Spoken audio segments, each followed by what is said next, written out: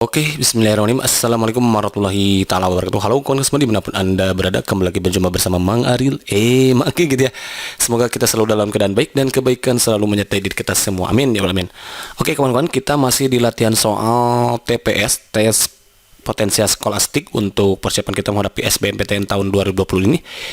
Dimana sebagaimana yang kita ketahui bahwa salah satu soal TPS, tes potensial skolastik itu adalah pemahaman bacaan dan menulis gitu, karena ada 4 subtes ya. Jadi untuk TPS itu ada 4 sub. Salah satu subtesnya itu mengenai pemahaman bacaan dan menulis, di mana dalam subtes ini kita diharuskan untuk mencari tahu bagaimana cara kita mencari IKOK, yaitu ide pokok gitu ya kawan-kawan.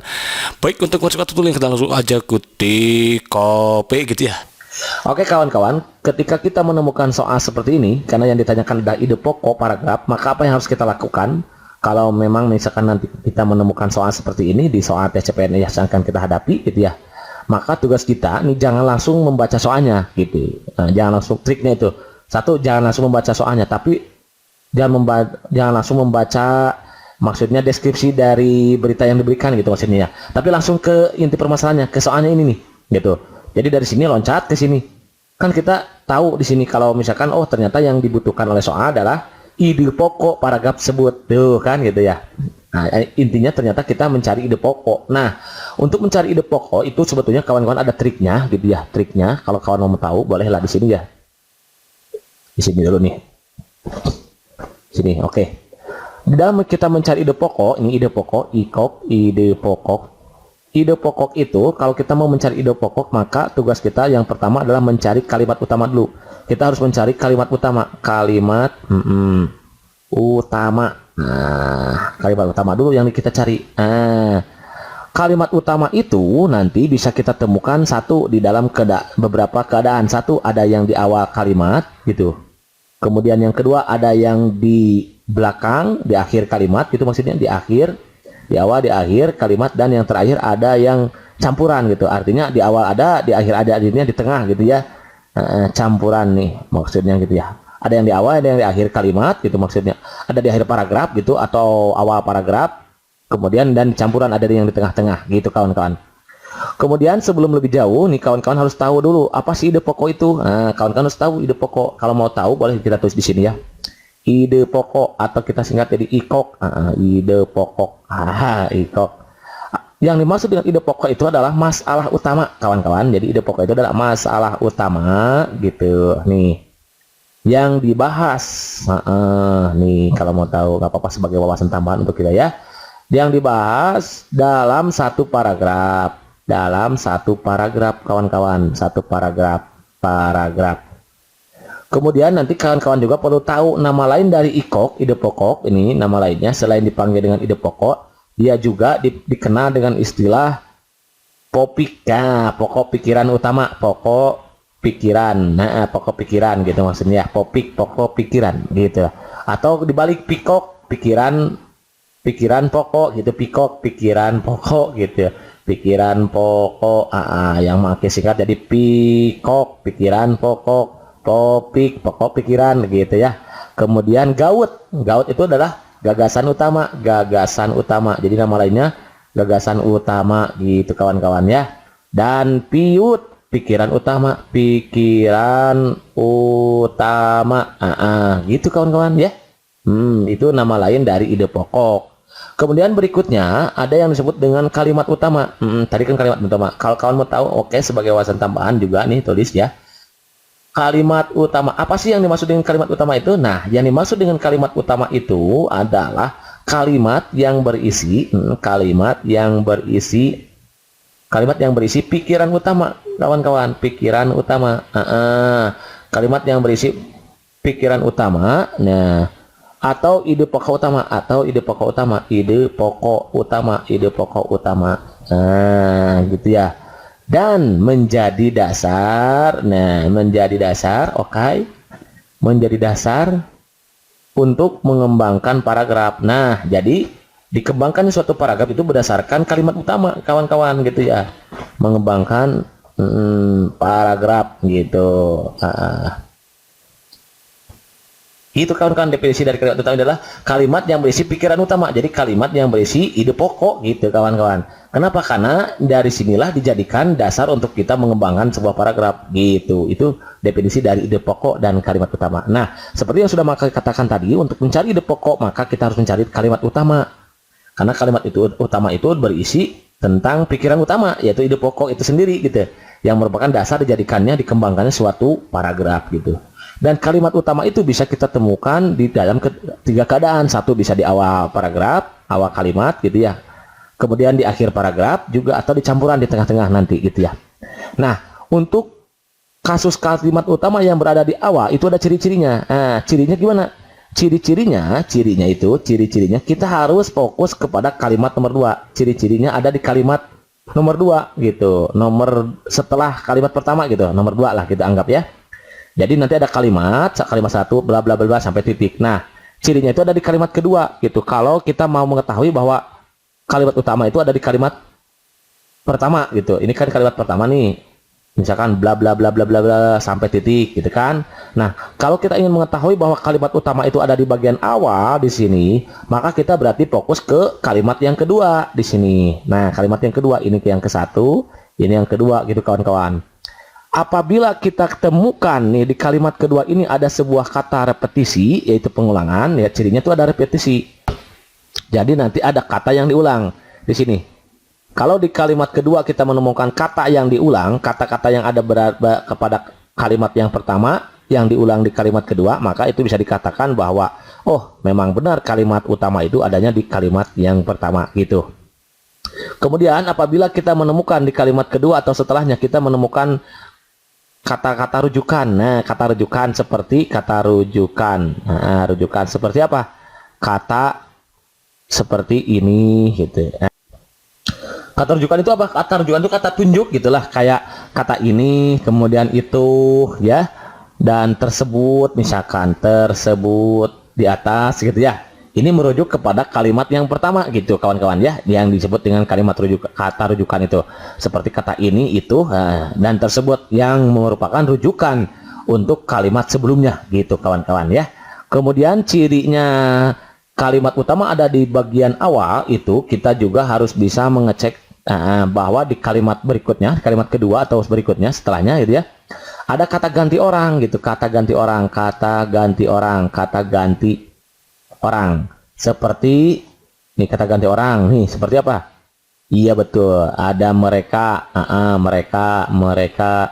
Kemudian kata gantinya ada iya gitu kan, bisa juga nya gitu ya. Nah, kalau ada kata-kata ini maka bisa dipastikan oleh kita bahwa kalimat utama berada di awal kalimat gitu ya, di awal paragraf gitu kawan-kawan ya.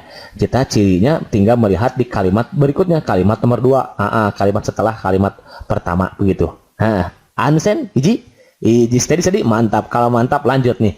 Kemudian kalau kalimat utama itu berada di akhir nih, di akhir nih, kalimat utamanya berada di akhir paragraf maksudnya, maka ciri-cirinya itu dia adalah bahwa di sini kita bisa menemukan sebuah kata konjungsi, adanya kata konjungsi, adanya konjungsi gitu ya, adanya konjungsi, adanya kata hubung, konjungsi itu ya. Adanya kata hubung antar kalimat. Adanya konjungsi antar kalimat gitu kawan-kawan. Seperti bagaimana? Seperti ini kata hubungnya itu biasanya menggunakan oleh karena itu, oleh karena itu. Nah, kemudian ada juga yang bisa menggunakan oleh sebab itu, sama aja ya, oleh sebab itu. Dan misalkan dengan demikian boleh gitu ya, dengan demikian,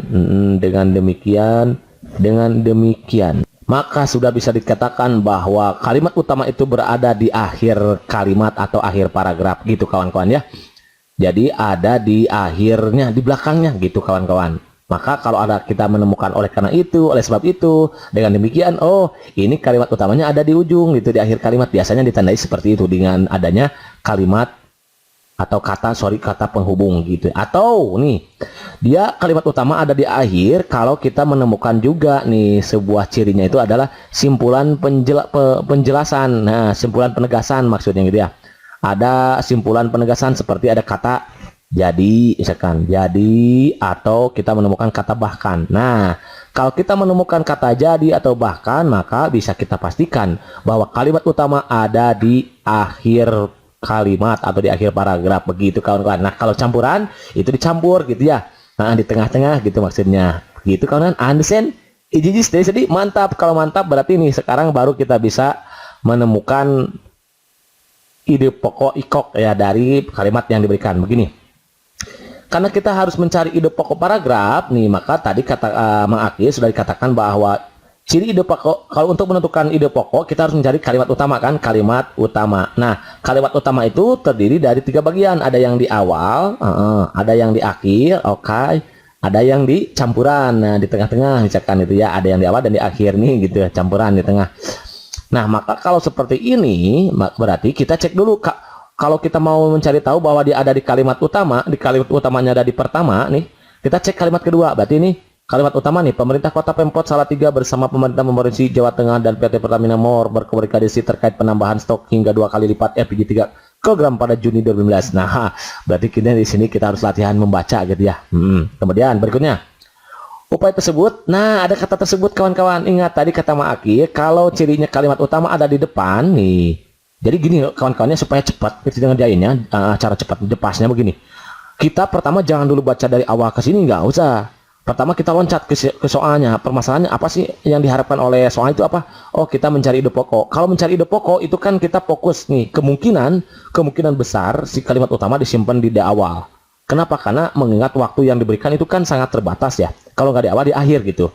Tapi kemungkinan besar itu ada di awal. Mengingat waktu yang diberikan di soal tes CPNS itu kan 50 detik kawan-kawan, 50 detik. 50 detik ini kalau dipakai untuk membaca sada itu udah habis berapa detik tuh. Jadi kemungkinan besar itu langsung di kalimat utama atau di akhir gitu.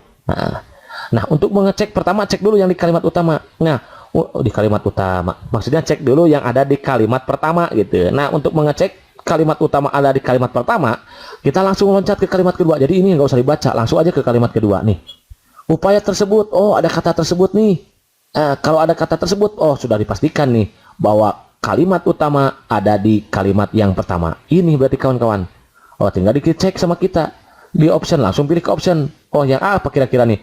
Kerjasama pemerintah Salatiga dengan Polsek Jawa Tengah, benar nggak? Bersama pemerintah Kota Salatiga bersama pemerintah Provinsi Jawa Tengah dan PT Pertamina Mor berkoordinasi terkait penambahan. Nah, terkait nih, ini materinya nih, ada ini nih.